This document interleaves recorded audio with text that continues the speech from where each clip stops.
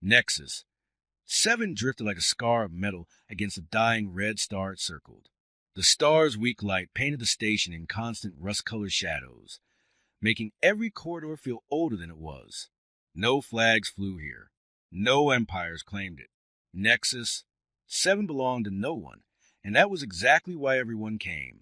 Merchants, mercenaries, diplomats, smugglers, and refugees all passed through its halls. Deals were made. Secrets were traded. Grudges were buried or sharpened. The one law everyone respected was simple. Neutral ground meant no bloodshed. Daniel Carter moved through the central passageway with a cargo sling hooked over his shoulder. Most people called him Danny. He was 36, forgettable by design, average height, plain clothes, boots worn thin from too many docks and too many stations.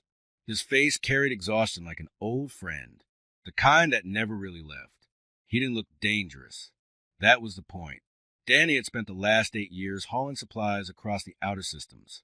Medical crates, food rations, emergency shipments to colonies nobody cared about until they were already dying. It paid enough. It kept him moving. And movement meant he didn't have to think. Today's job was simple. 50 crates of medical equipment delivered to Nexus 7's infirmary. No delays. No trouble. In and out. He passed species from worlds most humans only read about. Tall insectoids with crystal eyes. Furred traders speaking in cliques. Reptilian diplomats surrounded by guards. Danny ignored them all. You survived the rim by minding your own business. He reached the administration sector and pushed through the doors. Lisa Trent looked up from her desk and raised an eyebrow. Well, she said, standing, either I'm hallucinating or Daniel Carter finally crawled out of whatever asteroid hole he's been hiding in. Danny dropped the cargo sling with a dull thud. Still breathing. Barely. Lisa smiled, but her eyes stayed sharp.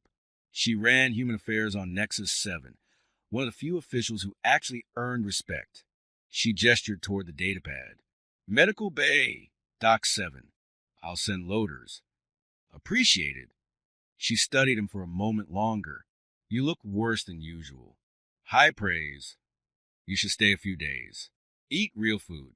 Sleep without engines humming through your skull. Danny shook his head. Another run waiting. Lisa opened her mouth to argue, and then the shouting started. Metal rang against metal. Heavy footsteps. Growls that didn't belong to any language meant for peace. Danny's posture changed instantly. Shoulders tight. Eyes alert. Lisa's smile vanished. They're back. Who? The Kthrani? The name alone carried weight. Danny stepped into the corridor. A crowd had formed, pressing against the walls. Fear thickened the air. At the center stood a pack of towering wolf-like beings. Over 7 feet tall, armored in dark alloy, for street gray and black. Yellow eyes scanned the onlookers with open contempt. They were predators who knew it. At their feet, something small trembled. A child, blue-skinned, big dark eyes. No claws, no teeth, a Melion. Danny pushed through the crowd before he realized he'd started moving. The child sobbed, curled in on itself. Standing over him was the largest of the wolves, armor adorned with bone fragments and trophies taken from past kills. His presence crushed the space around him. Vorik, the pack's alpha. You touched me, Vorik snarled. Your hands soiled my fur. The child shook violently. I fell. I didn't mean to. Please. In our law, Vorik continued, raising a clawed hand, insult demands blood. The crowd stayed silent. No one intervened. Everyone knew the Kthrani reputation. They had never lost a duel, never backed down, and they enjoyed fear. Danny felt something stir, something he buried years ago under cargo manifests and empty hyperspace routes. He tried to ignore it. Then the child looked up. I just want my mother, the child whispered. Vorik laughed. The pack echoed it, then died remembering her. Danny stepped forward. The sound of his boots echoed louder than it should have. Let the kid go. Every eye turned to him. Vorik tilted his head, amused. And you are? Nobody. The alpha's lips curled. This does not concern you, human. It does now. Low growls rippled through the pack. Humans are weak, Vorik said. No fangs, no claws, no honor. Maybe, Danny replied evenly, but I'm still standing here. Vorik's gaze sharpened. Then you will replace him. Champion the child. Gasps broke from the crowd. Lisa shoved her way forward, grabbing Danny's arm. Danny, stop. Please. He didn't look at her. I know.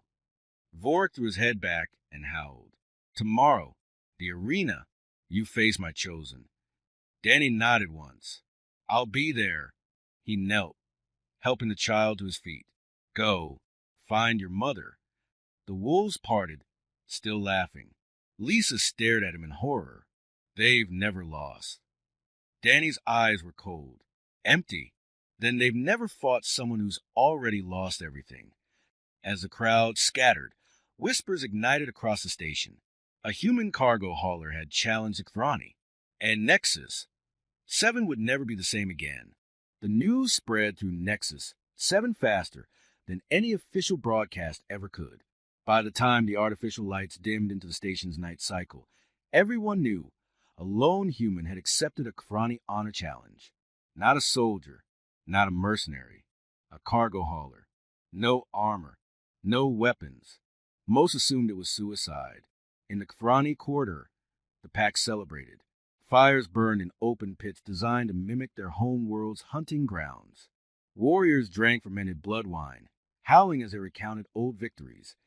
Champions crushed, challengers broken, bones claimed as trophies. To them, tomorrow wasn't a fight. It was entertainment. Vorik sat elevated above the rest, resting on a throne crafted from the bones of defeated foes. His yellow eyes glowed with satisfaction. Public humiliation followed by public death. The station would remember who ruled its shadows. Beside him stood Commander Vera, leaner than most K'thrani, her posture disciplined, her eyes calculating rather than wild. Alpha, she said carefully, I request permission to speak. Vorik waved a claw dismissively. Speak, if you must. I've been reviewing human records, Vera said, activating a holographic display. Their home world classification is irrelevant, Vorik cut in. They're soft now. Dock workers. Traders. Earth is rated a Category 7 death world. Vera continued. The same level as K'thrani Prime. The howling around them dimmed. Vorik's ears flattened slightly. Impossible. Confirmed across multiple archives. Extreme weather. Apex predators. High gravity. Aggressive diseases. Humans didn't survive it. They dominated it. Vorik snarled. Old history. Perhaps, Vera said. But this human showed no fear. His vitals didn't spike. His body language was controlled. Vorik leaned forward. Fearless prey are simply stupid. Vera did not argue. She merely saved the data. Across the station, Danny Carter sat alone in his assigned quarters. The room was small. Bare. Bed, sink, chair. Nothing personal. Nothing permanent. He preferred it that way. The less you owned, the easier it was to leave. He stood before the mirror and pulled off his shirt. Scars mapped his body like a forgotten history. Burns, blade marks, old fractures healed wrong. Not accidents. Not bar fights. Wars. Danny stared at his reflection, jaw tight. He had promised himself that life was behind him, that he was done being that man. A knock broke the silence. He opened the door to find Ben Harrow standing there, bearded, tense, eyes full of worry, a face from a life Danny tried not to remember. You're an idiot, Ben said flatly. Good to see you too. Ben stepped inside, taking in the bear room. You challenged K'thrani champions. Do you know what they did on Varn 3? I've read the reports. They wiped out a colony, hung bodies as warnings. Danny closed the door. I know. Then why? Ben demanded. You could have walked away. Danny didn't answer right away. He sat on the edge of the bed. Because the kid couldn't. Ben clenched his fists. This isn't Kalos 4. This is worse. 5 champions, Danny. I'm aware. Ben lowered his voice. I saw you today, when you stepped forward. That look, you brought it back. Danny exhaled slowly. I didn't want to. But you did. Silence stretched between them. Finally, Ben pulled a small bottle from his jacket and sat beside him. One drink. Might be the last. They shared it in quiet. Promise me something, Ben said eventually. Win or lose, don't let that thing inside you take over again. Danny stared at the floor. I'll try. Later that night, Danny walked into the Melion residential sector. Soft lights, gentle music, plants lining the halls. It felt like a different station entirely. The child's mother answered the door, eyes swollen from crying.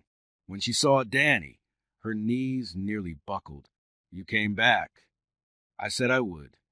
Inside, the apartment smelled of leaves and clean water. The child, Tomic, sat curled near the window. When he saw Danny, he ran forward, wrapping thin arms around Danny's leg. I was scared, Tomic whispered. I know. The mother bowed deeply, pressing her forehead to Danny's hands. Why would you risk your life for us? Danny thought of empty space, of people who needed help and never got it. Because someone should have done it for me once, he said. Tomic tugged at his sleeve. Will you win? Danny knelt, meeting his eyes. I'll do everything I can. Tomic nodded seriously and handed him a piece of paper. A drawing, crude but heartfelt. A tall figure standing between a small blue child and dark shapes. One word written above it in uneven letters. Protector. Danny swallowed hard. Thank you. When he left, the station lights had dimmed further. Night cycled, but sleep didn't come. In the arena's shadow, preparations began. Seats filled early. Vendors sold drinks. Bets were placed. And in the darkness of his quarters, Danny sat quietly as something old stirred awake. Something trained on blood and survival. He didn't want it, but tomorrow he would need it.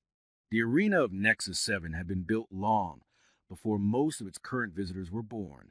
It sat at the station's core like a hollowed heart, massive, circular, and surrounded by reinforced glass thick enough to withstand plasma fire. It was meant to settle disputes without war, to bleed violence out in controlled doses. Today, it would fail at that purpose. Every tier of seating was packed hours before the duel began. Species from dozens of systems filled the stands. Some curious, some eager, many afraid. Vendors shouted. Cameras hovered. Betting drones buzzed overhead, calculating odds that overwhelmingly favored the Krani. A human had never beaten them. Most believed one never would. Lisa Trent stood near the front row, arms crossed tightly, jaw clenched.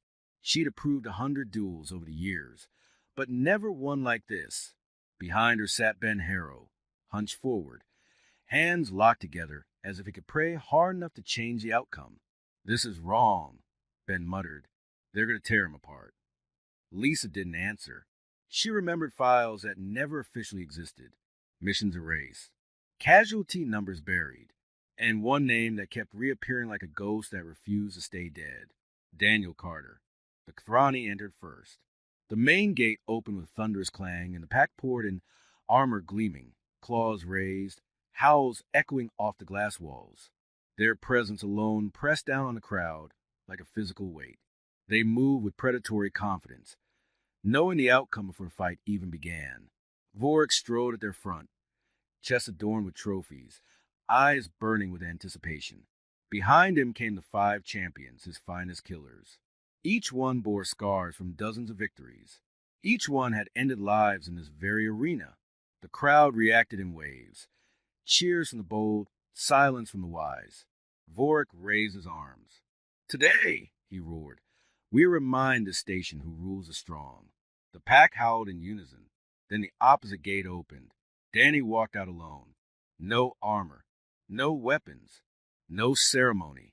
Just a man in worn boots and plain clothes stepping onto blood-stained metal.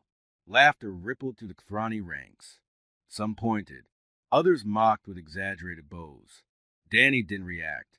He walked to the center and stopped. His posture was relaxed. Too relaxed. Arms loose. Breathing steady. His eyes scanned the arena once, not with fear, but with calculation. Lisa felt her breath catch.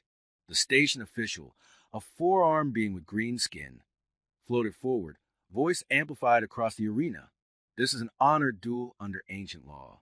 Daniel Carter of Earth stands as champion for the Melion child.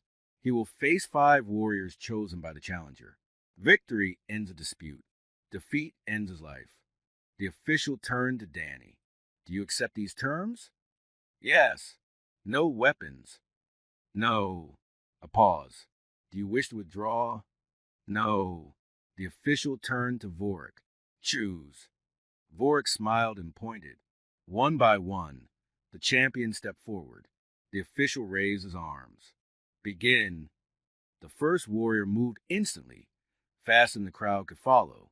A blur of fur and claws aimed straight for Danny's throat. Danny stepped aside. Not jumped, not panicked. Stepped. He caught the warrior's arm mid-swing, twisted sharply, and used Kthrani's own momentum against him. A crack echoed. The warrior screamed as his elbow folded backward. He collapsed, howling in pain. Silence slammed into the arena. Danny stepped back, hands lowering again. The second and third champions charged together, one high, one low, a tactic perfected through centuries of killing. Danny dropped to the floor and rolled between them. He rose behind the second champion, striking the back of the knee with brutal precision. As the wolf collapsed, Danny slammed his head into the third warrior's chest. Both fell hard. The third tried to rise. Danny didn't let him. A chokehold. 5 seconds. Silence. 3 champions down. The crowd erupted, not in cheers, but shock. Conversations turned frantic. Betting drones recalculated wildly. Vorik's smile vanished. The fourth champion stepped forward slowly. Larger, heavier, patient. You break easily, the warrior said. He struck. Danny blocked with his forearm. Pain flared, sharp, bright, undeniable. Bone cracked. But Danny didn't cry out. He absorbed it, adjusted, endured. The warrior pressed the attack.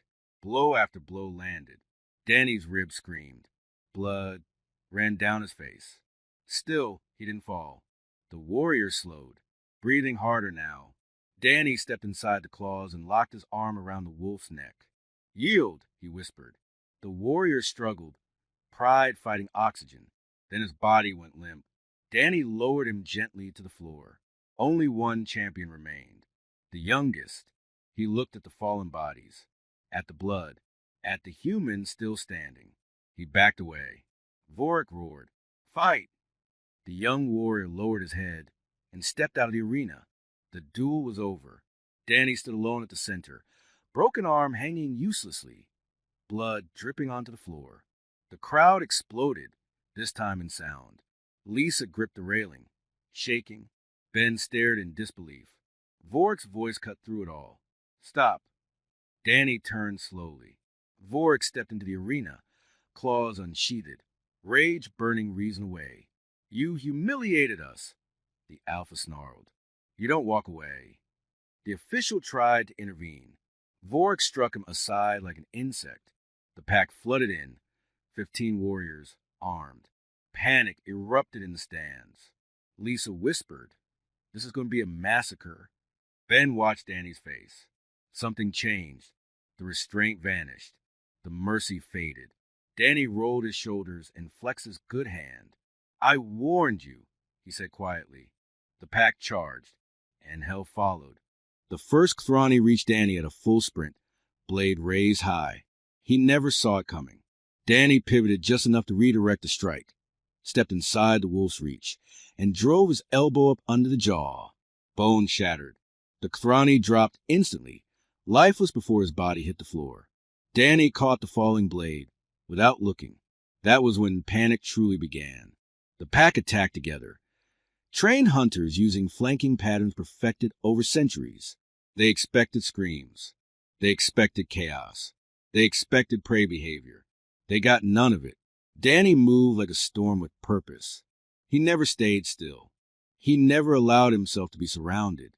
He flowed through them, using one body as cover while striking another, turning their numbers into obstacles rather than advantages. A warrior lunged from the left. Danny parried and slashed across the throat with stolen steel. Another came from behind. Danny dropped low, hooked the knee, and snapped it backward with a brutal twist. The scream ended when Danny drove the blade down. Blood coated the arena floor. The crowd had gone silent. Commander Vera stood frozen at the arena's edge, her mind struggling to reconcile what her eyes were seeing. This was not rage. This was not frenzy. This was discipline.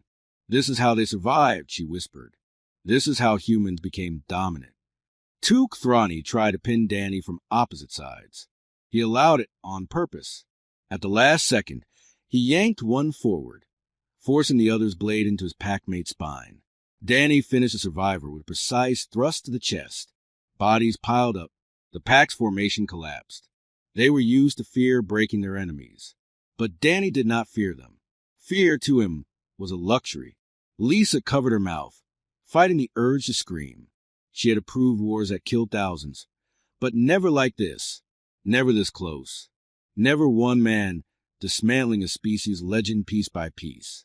Ben whispered, "He's not fighting them." Lisa swallowed. "Then what is he doing?" "He's hunting." The remaining K'thrani began to hesitate.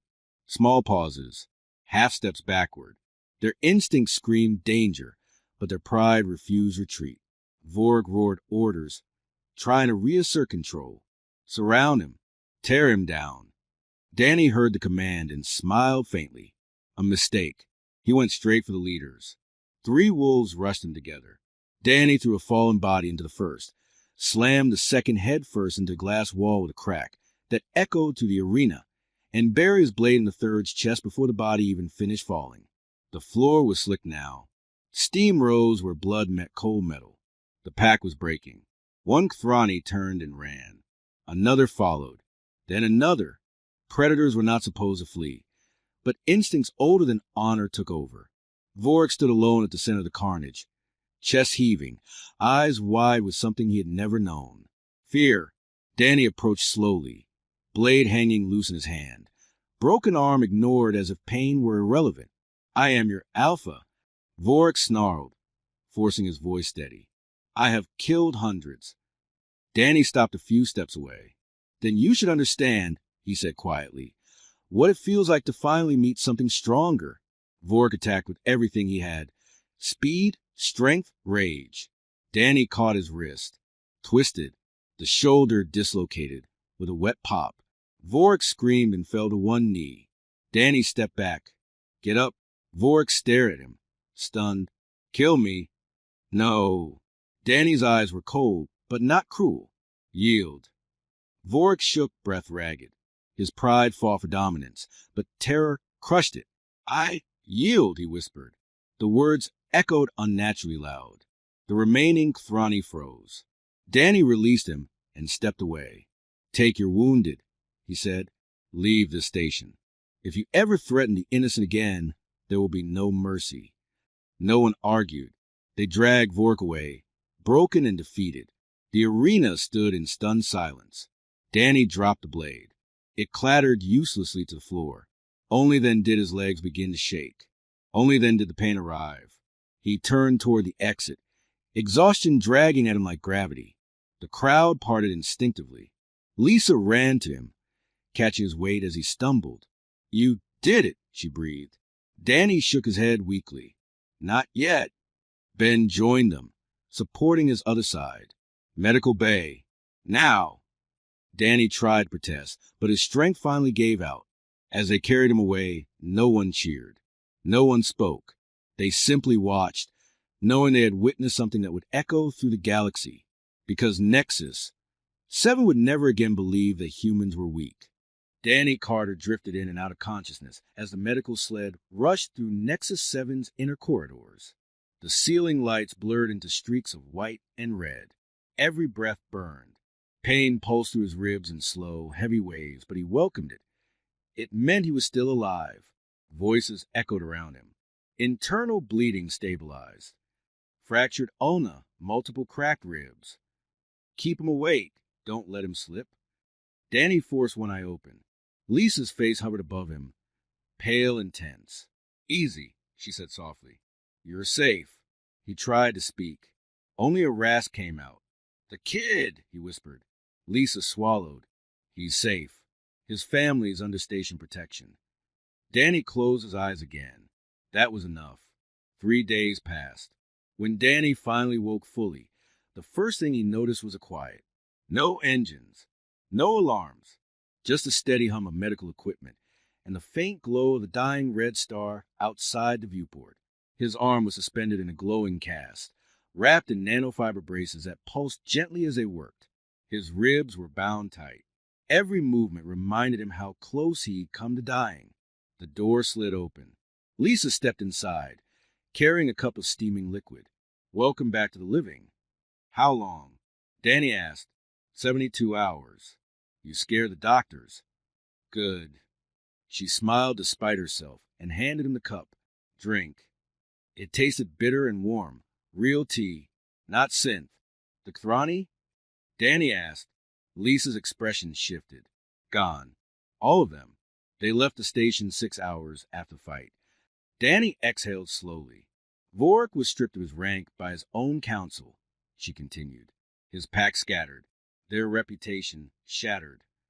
Danny stared at the ceiling. I didn't plan that. I know, Lisa said, but the galaxy doesn't care about intent. It cares about results. She activated a datapad and projected a scrolling list. Since your fight, 23 species have filed formal complaints against Kthrani expansion. 9 systems requested human security advisors. The Melion Assembly declared humanity a protected ally. Danny groaned. I told you, no attention. Lisa raised an eyebrow. You dismantled a warrior culture's myth in under 10 minutes. Attention was unavoidable. A knock interrupted them. Ben Harrow stepped in, followed by a small blue figure peeking around his leg. Tomic, Danny said quietly. The child's eyes lit up. You woke up. Tomic ran forward and carefully climbed onto the edge of the bed, hugging Danny with surprising strength. I said I would, Danny murmured. Tomic pulled back, eyes shining. They told me you fought monsters. Danny winced. They exaggerate. Tomic reached into his pocket and unfolded a drawing. This one showed a tall human standing between many small figures, all safe behind him. Above it, in crooked letters, the bravest human. Danny felt his throat tighten. Thank you, he said. I'll keep it. You're my hero, Tomic declared proudly. Danny shook his head gently. No, I'm just someone who showed up. Later that day, Commander Vera arrived alone. No armor, no weapons. She stopped at the foot of Danny's bed and bowed her head, a gesture no Kthrani offered lightly. I came to understand, she said. You defeated our Alpha. You spared him. Why? Danny considered the question. Because killing him would have made me what he believed I was.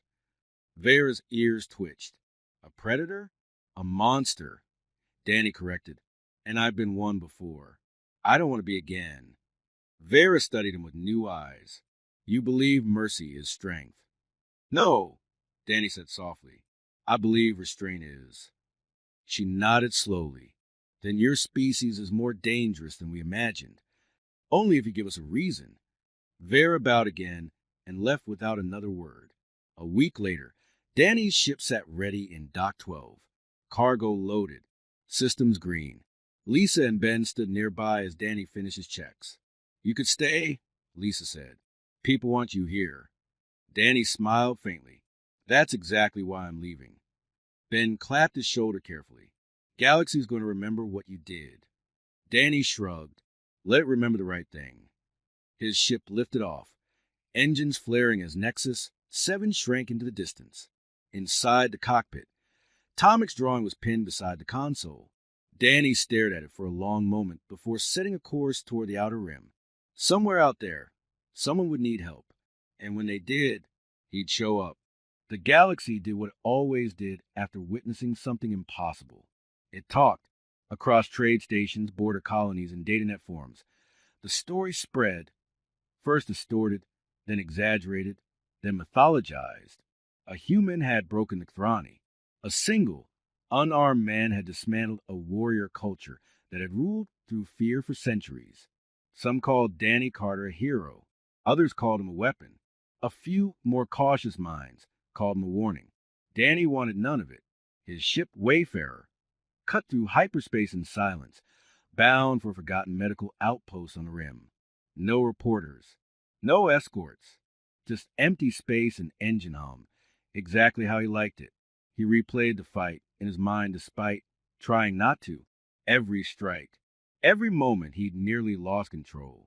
The part that troubled him wasn't how close he'd come to death. It was how easy it had been to become that thing again. On Nexus 7, the aftermath continued. Without the Kathrani presence, old tensions surfaced. Species long bullied began asserting themselves. Station security quietly double patrols. Trade routes adjusted. Power shifted, not through conquest, but through absence. Lisa Trent reviewed reports late into the cycle. Humanity's diplomatic channels were overwhelmed. Colonies requested human advisors. Mercenary guilds tried to recruit Death World veterans.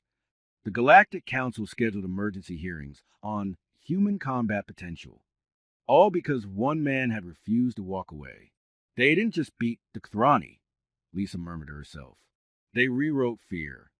3 systems away, Commander Vera stood before the fractured remains of her people. The Kathrani Council chamber was tense.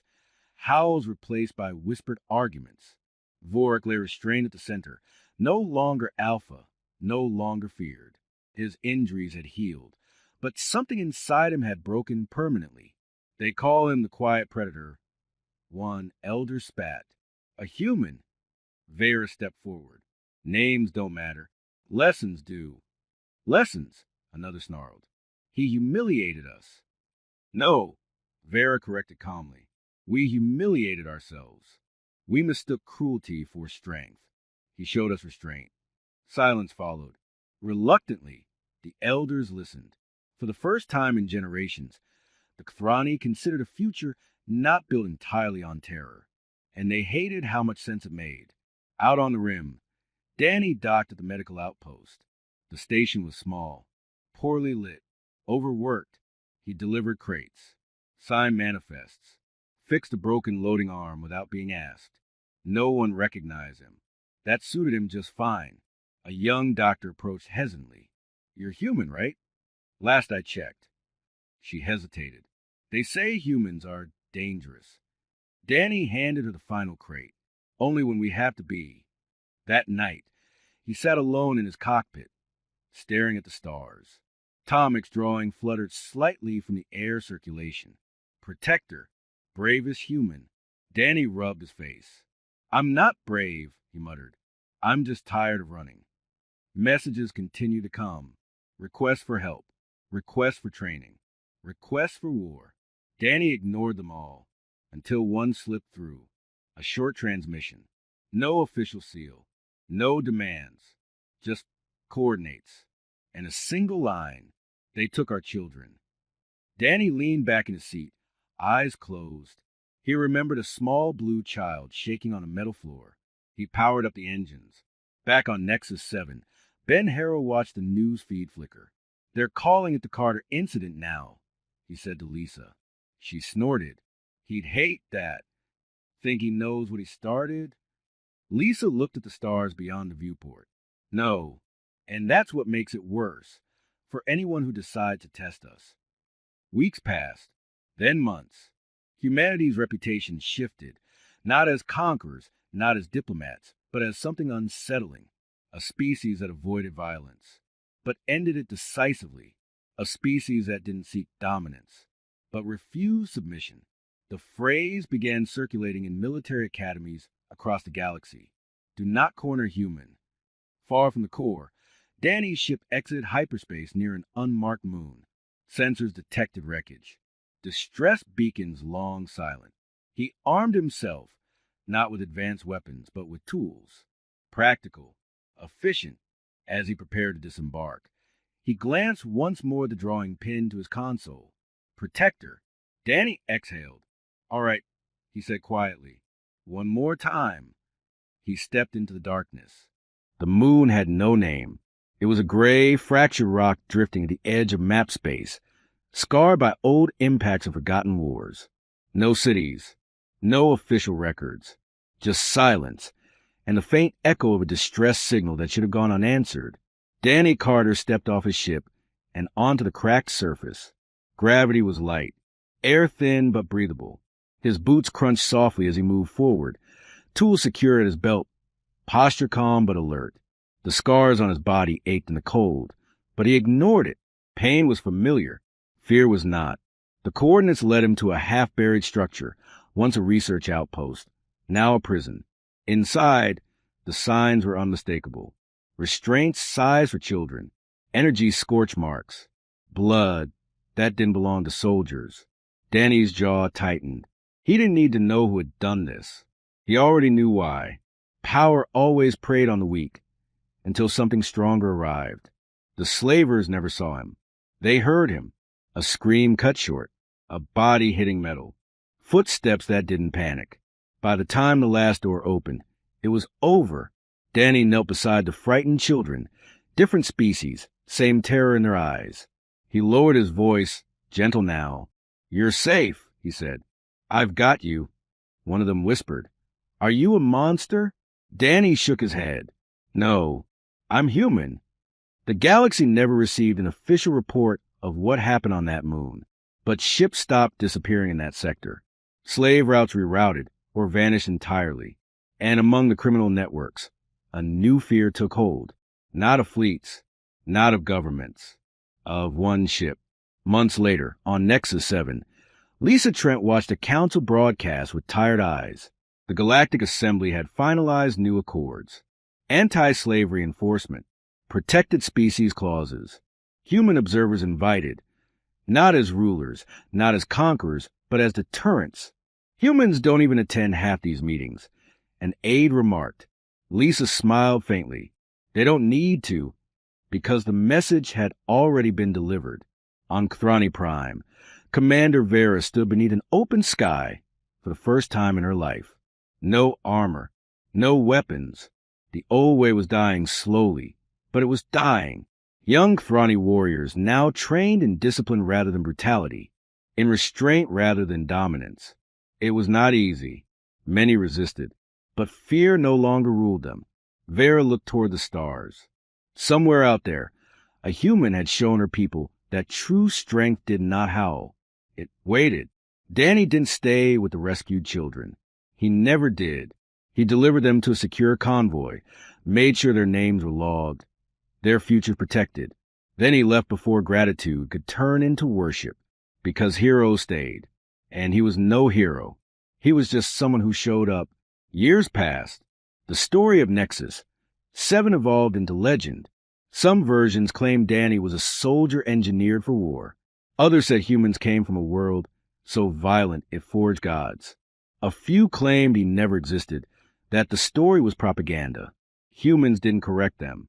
They never did, because the truth was simpler and far more unsettling. Humans were ordinary. They loved. They feared. They failed. But when pushed far enough, when cornered, when forced to choose between comfort and conscience, they stopped running. And the galaxy learned what happened next. On a quiet trade route, a cargo ship drifted through starlight. Danny sat in the pilot's chair, older now, grayer, slower, but still moving. Pinned to the console was a faded drawing, edges worn, colors dull. A tall figure, a small blue child. One word, protector. Danny smiled faintly and adjusted his course. Somewhere ahead, someone would need help, and when that moment came, he would be there, because that was the truth the galaxy finally understood. Humans don't seek to rule. They don't crave domination. They don't want to be legends. But if you threaten the innocent, if you mistake kindness for weakness, if you force them to choose, then you don't face a monster. You face humanity. And that is what the galaxy woke up to.